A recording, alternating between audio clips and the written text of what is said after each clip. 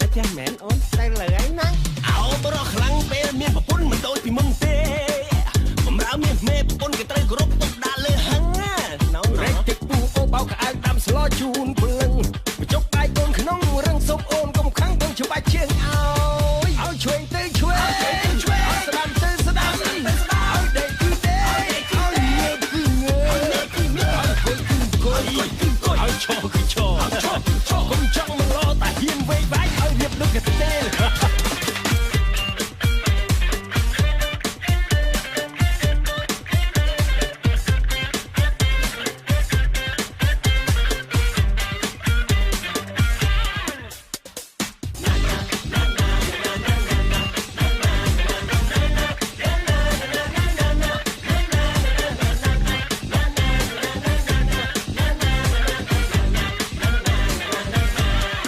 ថ្ងៃដែលឡើងខ្ពស់តោះទឹកផឹកទឹកខ្នោតជូរ